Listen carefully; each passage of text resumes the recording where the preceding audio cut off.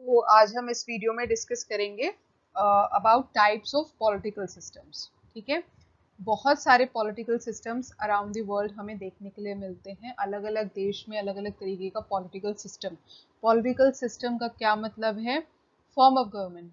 अलग अलग तरीके की गवर्नमेंट को चलाने का तरीका, उनको चलाने का अलग अलग तरीका हमें अलग अलग देश में देखने के लिए मिलता है। हर देश में डेमोक्रेसी नहीं है, हर देश में मोनार्की नहीं है।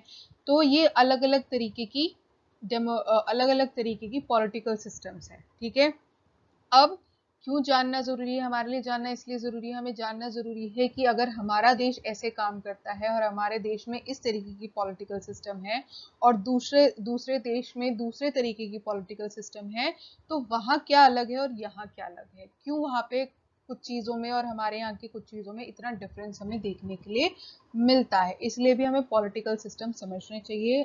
बहुत सारे तरीके के पॉलिटिकल सिस्टम्स हैं, बहुत सारे नाम, उनके अलग अलग नाम आपको देखने के लिए मिलेंगे। कई अलग अलग बुकें उनको अलग अलग नामों से आपको बताएंगी। लेकिन हम यहाँ पर कुछ पॉलिटिकल सिस्टम्स के बारे में जानेंगे जो कि बहुत ज़्यादा इम्पोर्टेंट है, जिनको जानने से हमारी जो वर्ल्ड की नॉलेज है, देश को, अलग अलग देश के बारे में समझने, उनके वहाँ के लोग, वहाँ की कंट्री के का जो पॉलिटिकल सिस्टम है उसको समझना हमारे लिए इजी हो जाएगा। जिससे क्या होगा, जो हम करंट अफेयर पढ़ते हैं या फिर अगर हमें वर्ल्ड के बारे में, या वर्ल्ड ज्योग्राफी हो गई, वर्ल्ड इकोनॉमी हो गई, वर्ल्ड हिस्ट्री हो गई, इन सबको जानने में ये टाइप्स ऑफ पॉलिटिकल सिस्टम हमारी हेल्प करते हैं। अगर हम पॉलिटिकल सिस्टम समझ जाएंगे तो हम समझ जाएंगे कि अलग अलग कंट्रीज, अब उनके बीच उनका जो डेवलपमेंट हुआ है वो कैसे हुआ है, पहले कैसा पॉलिटिकल सिस्टम था, अब कैसा पॉलिटिकल सिस्टम है। हमारे देश के बारे में हम बेहतर समझेंगे कि कैसे कैसे पॉलिटिकल सिस्टम पहले थे, कैसे अब का पॉलिटिकल सिस्टम पहले के पॉलिटिकल सिस्टम से कैसे डिफरेंट है, कैसे अलग अलग देश के जो पॉलिटिकल सिस्टम्स हैं वो कैसे उन उन सभी के देशों की इकोनॉमी को अफेक्ट करते हैं। क्यों पॉलिटिकल सिस्टम और इकोनॉमी में इतना कनेक्शन होता है, क्यों पॉलिटिकल सिस्टम सोसाइटी पे इफेक्ट करती है। अगर हमारे देश का पॉलिटिकल सिस्टम दूसरे देश के पॉलिटिकल सिस्टम से अलग है, दैट मीन्स हमारी सोसाइटी में भी हमें डिफरेंस देखने के लिए मिलेगा। और ये देख पाना, जज कर पाना बहुत आसान है। तो ये अगर इतनी सारी चीज़ें पॉलिटिकल सिस्टम से जुड़ी हुई हैं, इसका मतलब that political system is a very important part of our education system. We should know about political system, and there are multiple political systems around the world. So we should understand that what is political system, and there are that how many types of political system are there. So we should know about this.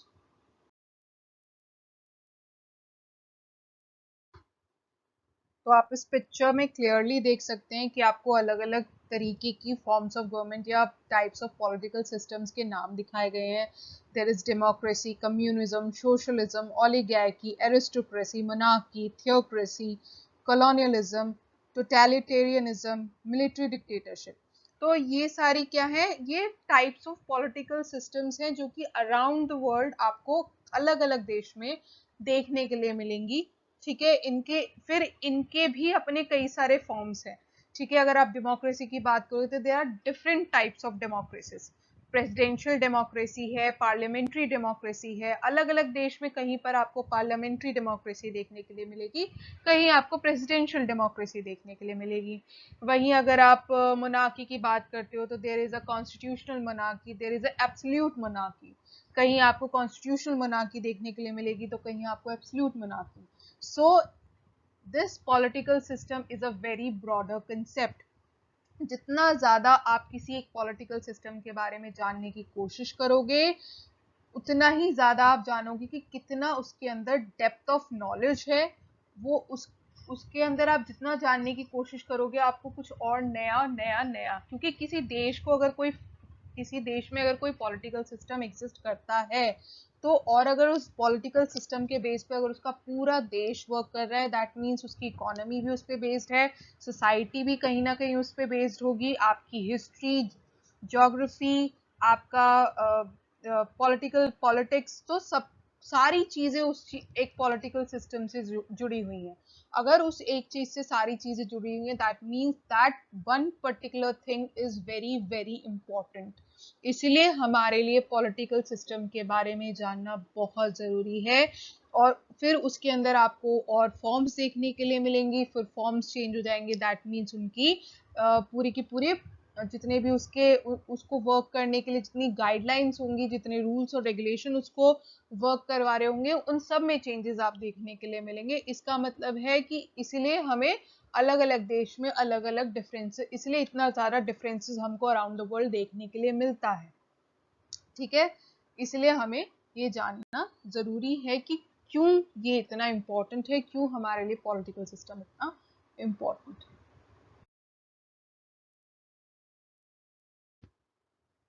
तो types of political system जानने से पहले हमारे लिए ये जानना जरूरी है कि पॉलिटिकल सिस्टम क्या होता है। ठीक है, सिस्टम क्या है? सिस्टम एक रूल्स, सेट रूल्स हैं जिसके बेस पे आप कुछ भी काम करते हो। ठीक है, अगर हमारे यहाँ का सिस्टम यही है तो इसके बेस पे ही हमको काम करना पड़ेगा। किसी भी जगह पे अगर आप स्कूल जा रहे हो तो स्कूल का भाई सिस्टम ऐसा है, यहाँ पे ये ऐसे ऐसे ऐसे ऐसे ऐसे होगा, तो स्कूल उसी तरीके से काम करेगा। ठीक है, तो फिर हम क्या कह देंगे, जो ये सिस्टम है इसके बेस पे हमारा स्कूल काम करता है, और ये क्या है, हमारे स्कूल का वर्क करने का वर्किंग मेथड है या एडमिनिस्ट्रेटिव मेथड है। ठीक है, ये इस सिस्टम के बेस पे। अगर हम पॉलिटिकल सिस्टम की बात करते हैं तो उस सिस्टम के बेस पे क्या हो रही है, उस सिस्टम के बेस पे, उस सेट गाइडलाइंस के बेस पे आपके देश की गवर्नमेंट काम करेगी।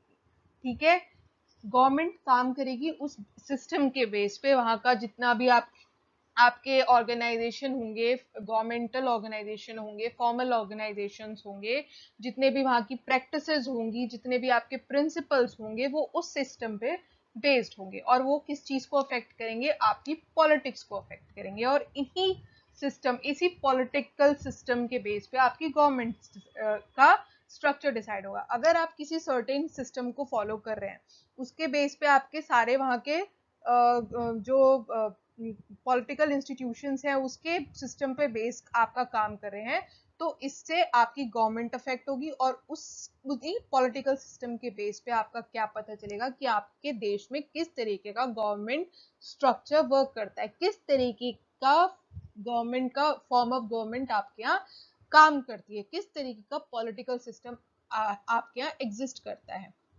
गवर्नमेंट स्ट्रक्चर से क्या पता चलेगा कि किस तरीके की पॉलिटिकल सिस्टम, किस तरीके का पॉलिटिकल सिस्टम है जो आपकी पॉलिटिक्स को अफेक्ट कर रहा है।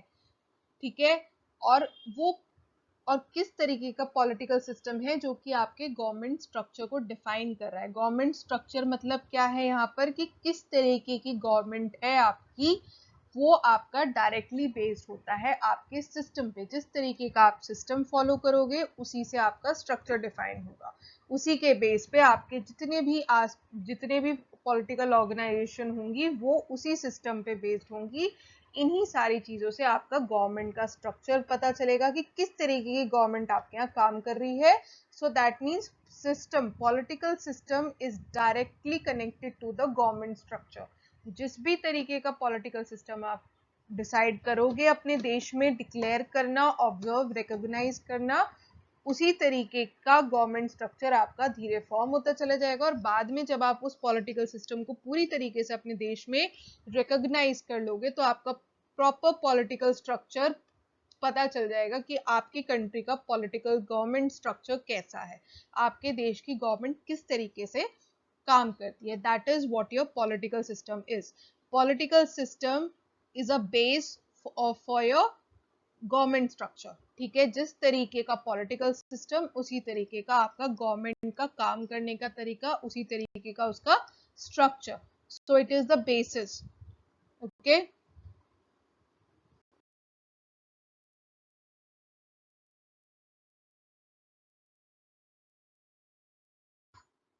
तो इसमें हम देख सकते हैं, हमने कुछ टाइप्स ऑफ पॉलिटिकल सिस्टम्स यहाँ बताए हैं।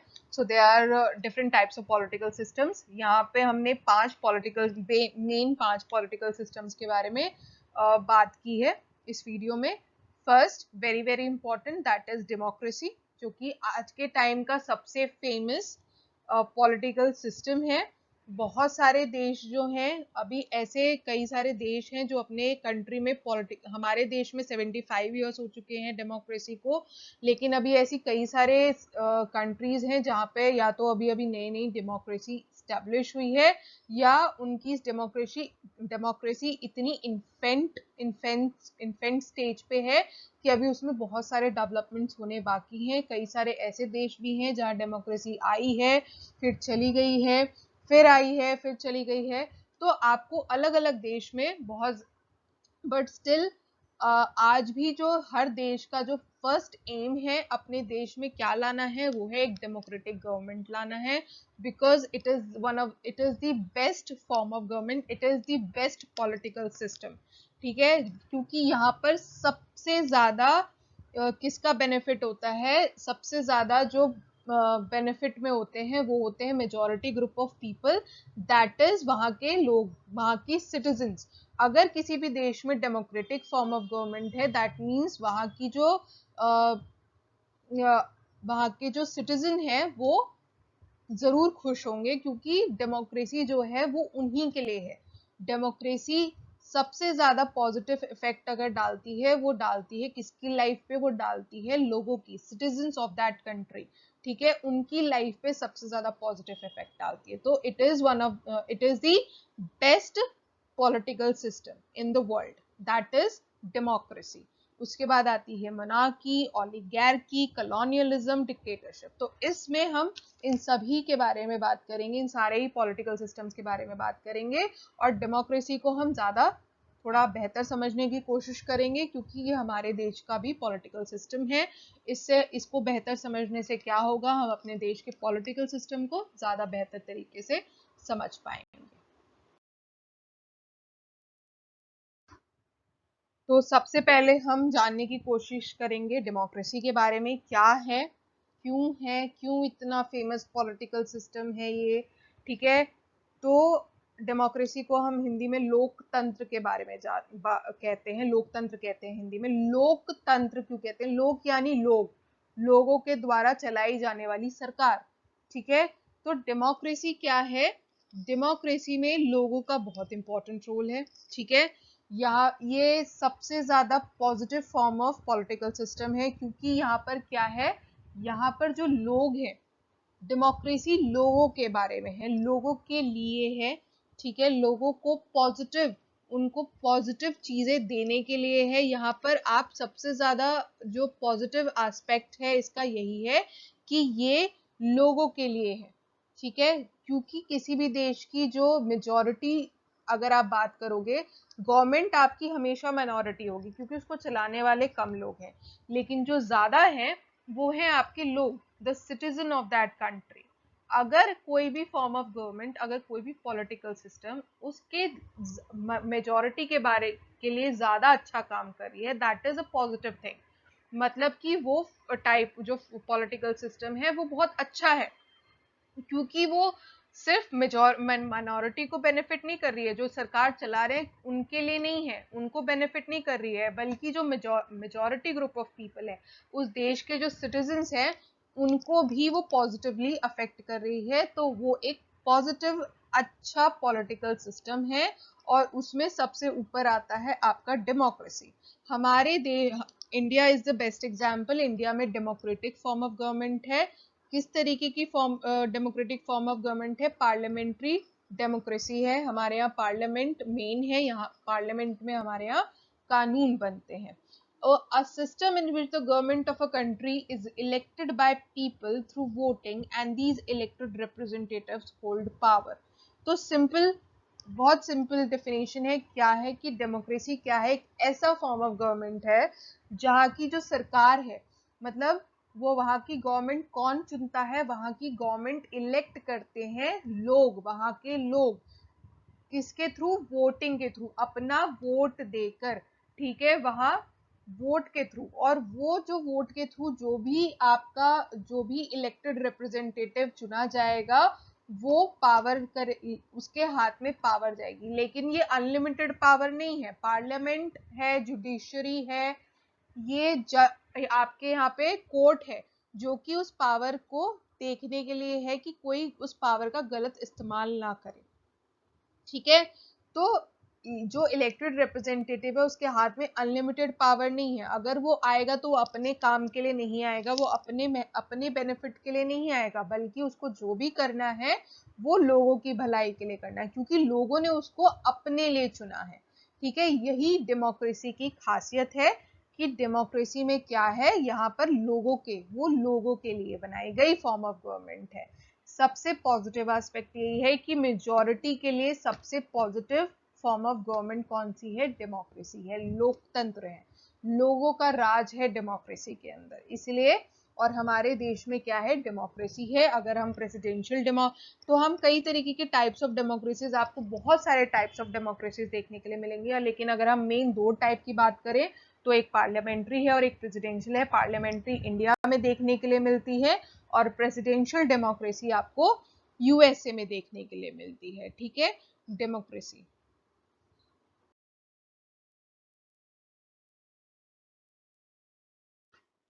Okay, now the second type of political system is monarchy. Monarchy Hindi में क्या कहते हैं, इसे कहते हैं राजतंत्र, राजा का राज, ठीक है। राजा जहां राज करेगा वो क्या हो जाएगा, राजतंत्र हो जाएगा, वो मोनार्की हो जाएगा। तो मोनार्की क्या है, monarchy is a form of government ruled by a monarch. तो मोनार्की कैसे बना है, मोनार्क शब्द से। मोनार्क क्या है, शासक, या तो वो राजा होगा या फिर रानी होगी, कोई भी हो सकता है, लेकिन कोई भी एक पर्सन जो कि रॉयल फैमिली से है वो मोनार्क है, उसके हाथ में पावर है कि वो उस देश को चला सकता है, ठीक है। ही और she is a monarch and उसके द्वारा चलाए जाने वाली गवर्नमेंट कैसी है, वो है मोनार्की, ठीक है। मोनार्क इज अ किंग और क्वीन, कोई भी हो सकता है, किंग भी, बिकॉज क्वीन क्यों, एलिजाबेथ को हम जानते हैं। एलिजाबेथ ने जिस टाइम अकबर का राज इंडिया में था उसी टाइम पे इंग्लैंड में किसका राज था, एलिजाबेथ का। एलिजाबेथ को उस टाइम को जब इंग्लैंड में एलिजाबेथ का कंट्रोल था, she was the queen, she was the monarch of the England at that point of time. और उस पीरियड को क्या जानते हैं हम, एज अ गोल्डन पीरियड। तो दोनों ही किंग और क्वीन दोनों ही मोनार्क हो सकते हैं। अगर चाहे किंग हो चाहे क्वीन हो, किसी के भी द्वारा अगर वो देश का गवर्नमेंट चलाई जा रही है तो वो मोनार्की ही कहलाएगी। हम 2 तरीके की मोनार्की देखते हैं, कॉन्स्टिट्यूशनल मोनार्की और एब्सोल्यूट मोनार्की। कॉन्स्टिट्यूशनल मोनार्की की डेफिनेशन क्या है, वहां पर कॉन्स्टिट्यूशन होगा और वो क्या करेगा, वो मोनार्क यानी राजा या रानी जो भी वहां का मोनार्क है, जो भी वहां का शासक है, ठीक है, सारे सारे अधिकार उसके हाथ में नहीं होंगे। वहां पर उसके अधिकारों को लिमिट करने के लिए कॉन्स्टिट्यूशन है, ठीक है।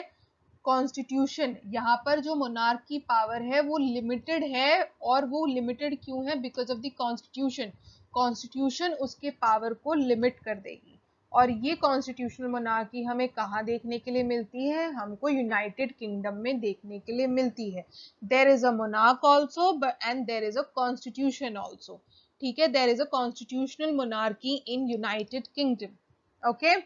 एब्सोल्यूट मोनार्की क्या है, यहाँ जो राजा है, यहाँ जो शासक है, उसके पास अनलिमिटेड पावर है, देयर इज नो कॉन्स्टिट्यूशन। वो वहां का रूल बना सकता है, वो जो रूल बनाएगा वही वहां का रूल होगा, ठीक है। अगर उसने कहा कि अगर ऐसी गलती पे ये सजा मिलेगी तो ऐसी सजा मिलेगी, अगर इतने टैक्स लगेंगे तो इतने टैक्स लगेंगे ही लगेंगे, अगर हमारे देश में ये चीज नहीं आएगी तो वो चीज नहीं आएगी, दैट इज एब्सोल्यूट मोनार्की, ठीक है। जो कुछ भी है उस एक मोनार्क के हाथ में है, ठीक है। और यहाँ क्या हो सकता है कि वो इंसान, अगर मोनार्क अच्छा है तो वो लोगों की भलाई भी कर सकता है, अगर मोनार्क अगर अच्छा नहीं है तो वो खाली लोगों के साथ बुरा भी कर सकता है, क्योंकि उसी का कानून चलना है। अगर अच्छा है तो अच्छा कर सकता है, बुरा है तो बुरा भी कर सकता है, ठीक है, क्योंकि उसके पास अनलिमिटेड पावर है एब्सोल्यूट मोनार्की में। और इस तरीके की फॉर्म ऑफ गवर्नमेंट हमें कहाँ देखने के लिए मिलती है, हमें सऊदी अरेबिया में देखने के लिए मिलती है, ओके। सो मोनार्की क्या है, मोनार्की में एक पर्सन का रूल है, ठीक है। बट डिफरेंस क्या आ गया कि हमें दो तरीके की मोनार्कियां देखने के लिए मिल रही है। पावर तो है लेकिन आपकी कॉन्स्टिट्यूशन ने रोक दी पावर कुछ हद तक, लेकिन एब्सोल्यूट में क्या है, पूरी पावर आपके हाथ में है, लेकिन है पावर मोनार्क के हाथ में, ठीक है। That is why it is known as monarchy.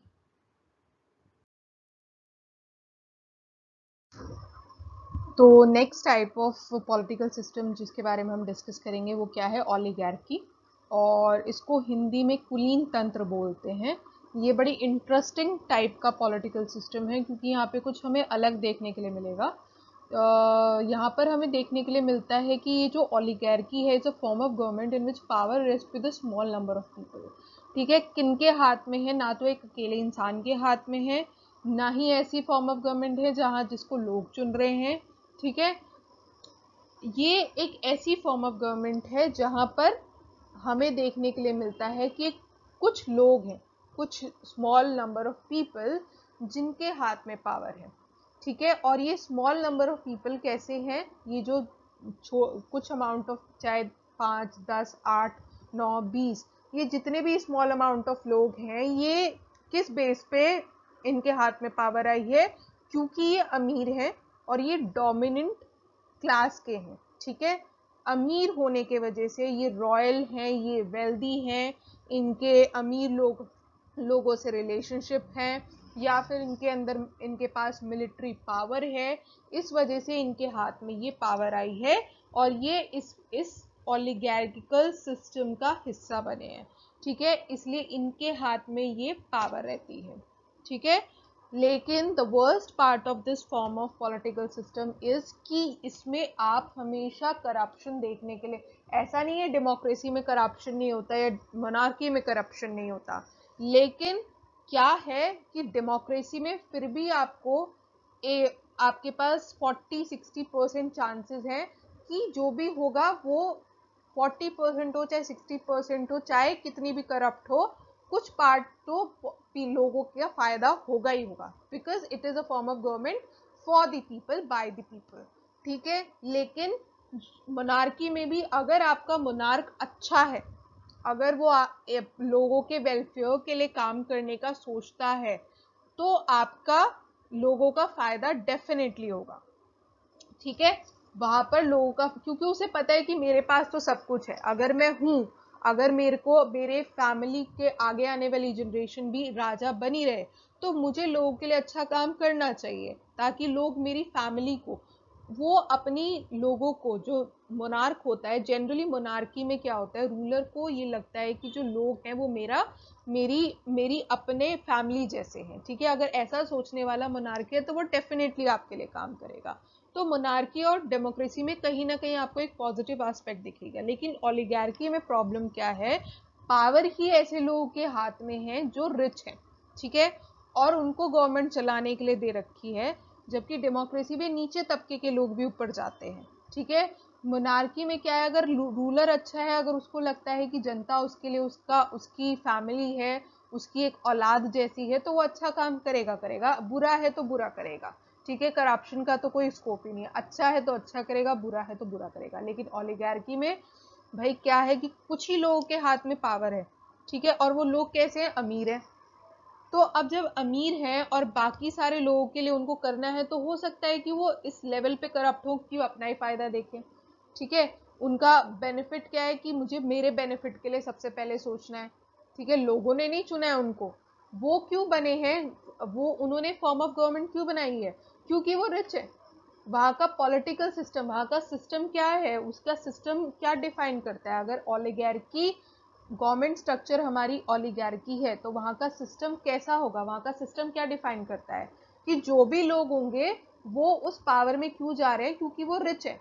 लोग उनको पसंद नहीं करते, लोगों की पसंद से मतलब नहीं है, वो पावर में इसलिए क्योंकि वो अमीर है, तो उनको लोगों से क्या मतलब है, तो वो करप्ट होंगे। ओलिगार्की ज्यादातर करप्ट देखने के लिए आपको मिल जाती है, वहां पर लोगों का फायदा कम और जो लोग पावर में होते हैं उनका फायदा ज्यादा हो रहा होता है, क्योंकि वो ऐसे वेल्दी रॉयल फैमिली से होते हैं और वो कुछ ही होते हैं और वो आपस में बस अपना भला करने का सोचते हैं और लोगों का इसके वजह से नुकसान हो जाता है. So this is the negative aspect of the this political system oligarchy का. ठीक है, जैसे कि आप फोटो में भी इजीली देख सकते हो कि कुछ लोग मोटे मोटे ऊपर अच्छे वेल्दी लोग हैं और नीचे क्या है, जनता है. और लोग वो जो ऊपर मोटे मोटे लोग हैं वो कुछ ही हैं और वो क्या है, वो पैसे खाए जा रहे हैं और मोटे हुए जा रहे हैं. और ओलिगार्की ऐसे ही है, उनका कंट्रोल है, उन्हीं के हाथ में है, पूरी पूरी की पूरी ओलिगार्की उन्हीं के हाथ में है और बाकी सारी जनता नीचे है.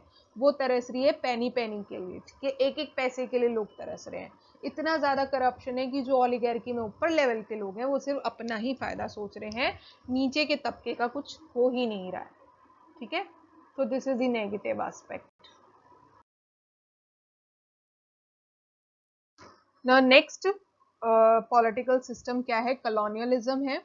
ये आज की डेट में 21st सेंचुरी में देखना थोड़ा पॉसिबल नहीं है क्योंकि आज की डेट में कॉलोनियलिज्म का थोड़ा जड़ जो है वो काफ़ी लेवल तक ख़त्म हो चुका है. लेकिन अगर हम बात करें, हमारे खुद के देश ने 200 साल इस फॉर्म ऑफ गवर्नमेंट को झेला है.